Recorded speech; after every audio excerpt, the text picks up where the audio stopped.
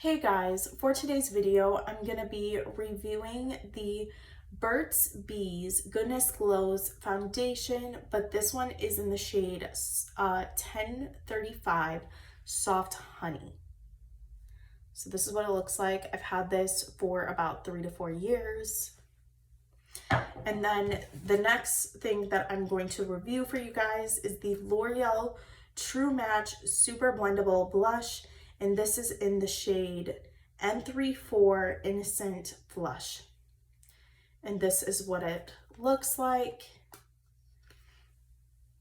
It's a neutral shade range, so this is if you have a neutral undertone. Okay, which is what I apparently have. So I'm gonna get into this video.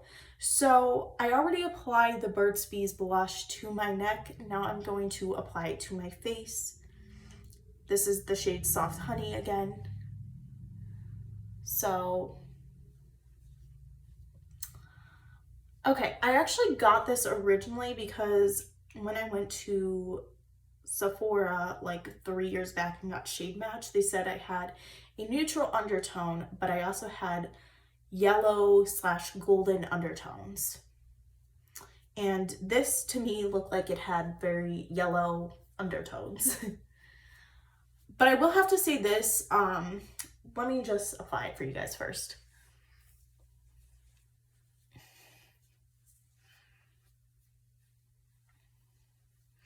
I do have a ton of redness in my face, so maybe it doesn't look like I have yellow undertones because I have such pink overtones to my face. And I don't know, they still said neutral though. So I don't know how accurate that is, but let's apply this.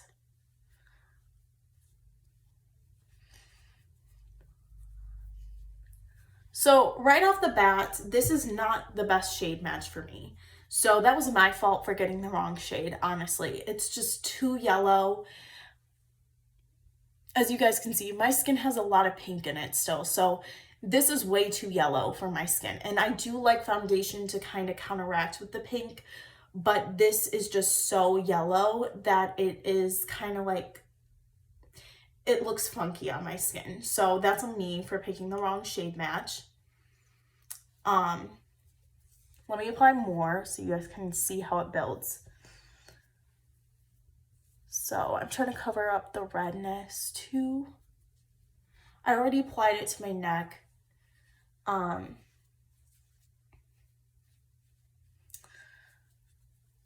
Okay, one thing I didn't mention before, but this foundation has a outdoorsy smell to it.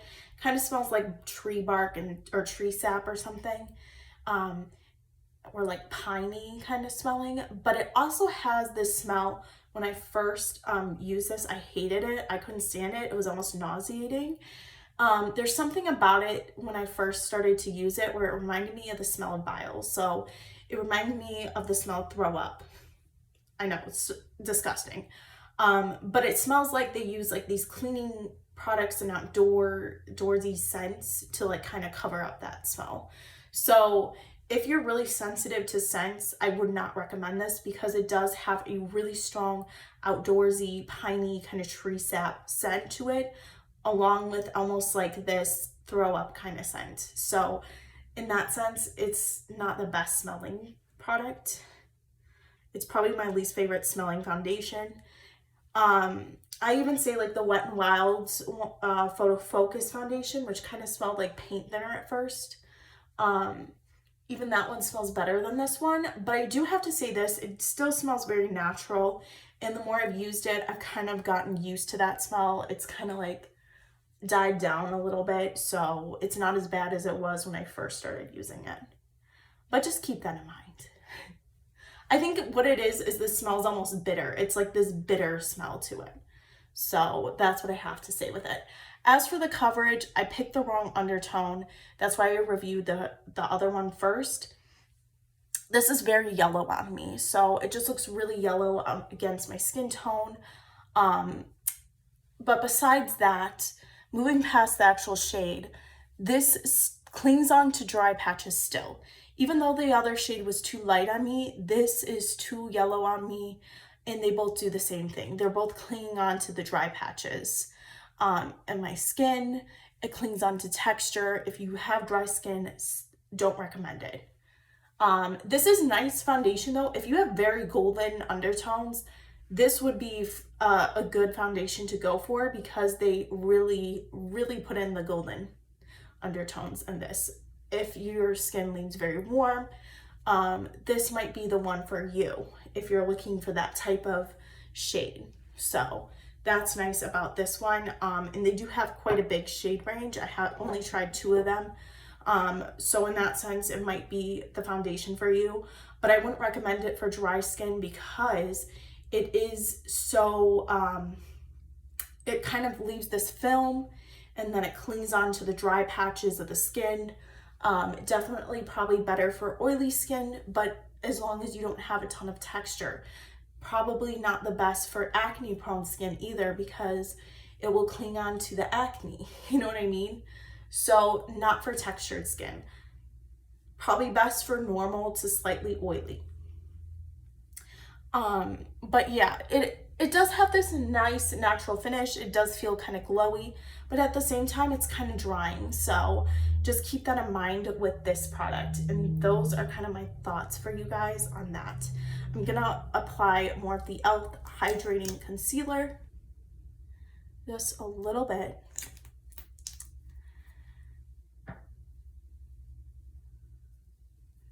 And then I'm going to set this with the Butter Bronzer, the donut one, this one, because this is what I always do.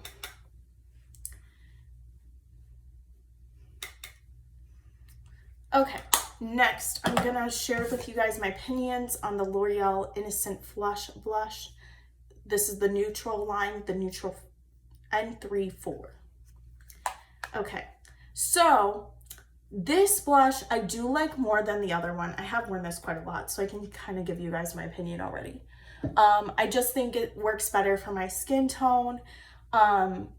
Even though my skin naturally flushes pink, I don't think it looks very natural on me, so I kind of prefer peachier shades like this one. But I still think, again, it's just way too light. This is how light it really is. It's kind of hard to see in camera anyways, but I'm really digging my finger and this is all I get. You know what I mean? So in that sense, I just think like I'm really trying to build this, right? And like, where's the pigment? You know what I mean? I don't know. I still kind of like where it's going. I just think they could have made it a little bit darker, because for someone as pale as me, I know there's people who are more pale than me, but I'm pretty pale and it still just barely shows up on my skin. So, you know, if you're any darker than me, don't recommend it. If you're more pale than me, maybe recommend it a little bit more. You know what I mean? If you have like a warmer skin tone, or neutral skin tone, I should say. It does have a nice pretty flush to it. I like it more than the pink one. I think it shows up a little bit better.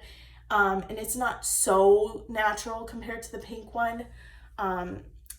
You can see a little bit. It's like this apricot-y kind of shade, but I just was disappointed with the pigment. It's just lacks the pigment, honestly.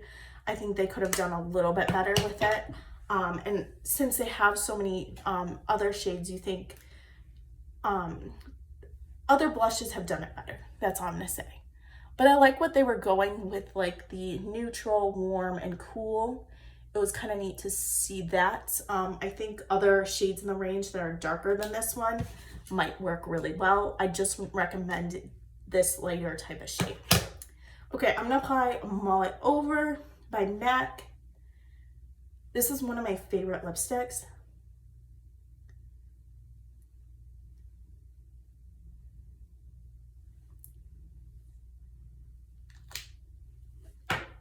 Doesn't go with my hoodie very well, but now you guys can see the look.